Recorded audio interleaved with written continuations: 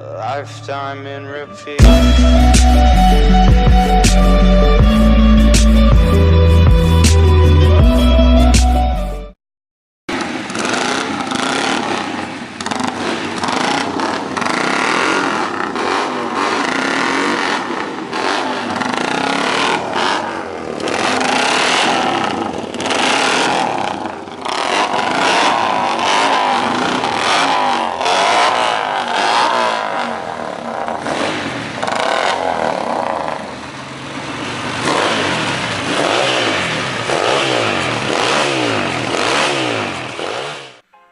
Yeah, you got it right. Today's topic is gonna be MV Agusta.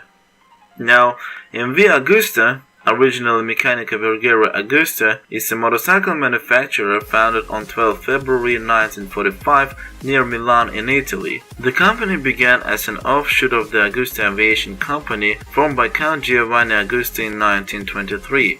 After Giovanni passed away in 1927, the company was inherited by his wife and sons, Domenico, Vincenzo, Mario, and Corrado.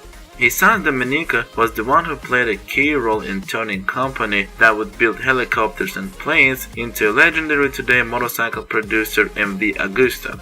Vincenzo, together with his brother Domenico, formed MV Agusta at the end of the Second World War as a means of saving the jobs of employers of the Agusta firm and also to fill the post-war need for cheap, efficient transportation.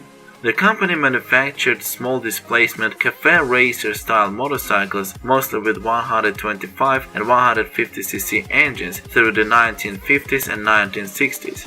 In the 1960s, small motorcycle sales declined and MV started producing larger displacement bikes in more limited quantities. A 250cc and later a 350cc twin were produced and a 600 four-cylinder evolved into a 750cc. By the way, for you who is wondering, MV stands for Meccanica Vergara, that is in common English mechanics, and Vergara is a northern Italian town where the company was born. In 1949, the 125cc or ultra-lightweight class was rather in vogue. For MV Agusta, it all started from a bike called the 98, formerly known as Vespa 98, however renamed due to copyright issues essentially, as there already was a motorcycle named Vespa which was built by Piaggio. The company built a 125cc two-stroke single-cylinder bike that was piloted by Franco Bertoni in the Italian Grand Prix. Consequently, Bertoni won the event held in Monza and instantly put the new motorcycle manufacturer on the map. Following this, in 1950, company adopts the 125cc dual overhead camshaft 4-stroke engine, and as it didn't make much difference, and at the Dutch TT this bike held only 5th position. The 1952 season saw the introduction of telescopic forks, full-width alloy brake hubs, and a sleek fuel tank on the 125 race bike. Power output constituted 15 brake horsepower at 11,000 rpm, which for those who doesn't know is technically the maximum power produced before it is delivered to the drive. This time British rider Cecil Sanford was responsible for squeezing the hell out of a new MV Agusta 125 at an Isle of Man TT in 1952. After successfully obtaining the victory at the Isle of Man, Cecil and his 4-stroke baby proceed to win MV Agusta's first world championship. Generally, MV's racing success was phenomenal. Between 1952 and 1973, the company won 63 world championships. The company won their last Grand Prix in 1976, and by the end of the season, they were out of racing. With the death of Count Domenico Agusta in 1971, the company began to flounder and literally fall apart. Hence by 1975, MV Agusta was no longer building bikes, however production of aviation remained intact. But in fact it was only the beginning, as in 1991, Claudio Castiglione bought the rights on the MV Agusta title. The new bikes were 4-cylinder 750cc sports machines belonging to the F4 range. They even created a series of limited production models, such as the all-black paintwork for SPR model, nothing special. It all started from F4 750 Serie Oro that was released on May 1999.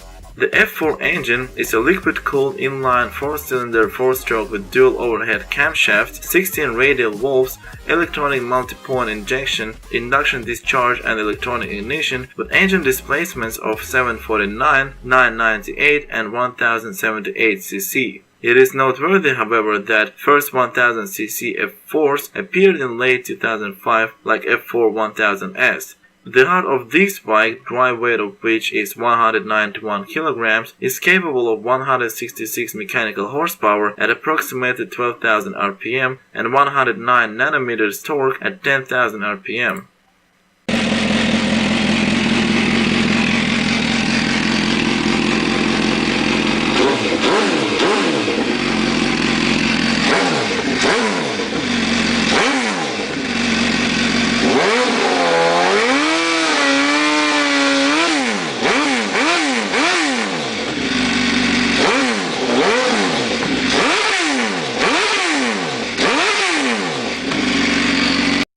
Also, F4 essentially is a progenitor of current F3 model. In 2010, MV Agusta decides to move on and builds arguably the most beautiful bike out there, that is MV Agusta F3 675 and 800. Now, other than appearance, the main difference is that F3 engine is comprised of 3 cylinders, while F4, as I've mentioned before, has 4 cylinders. It is also the first midweight motorcycle that features MV ICS system, full ride-by-wire control, and as a result, 4 engine maps, one of which is fully customizable, and the bike has 8-level traction control. Here is what F3 675 and 800 sound like today.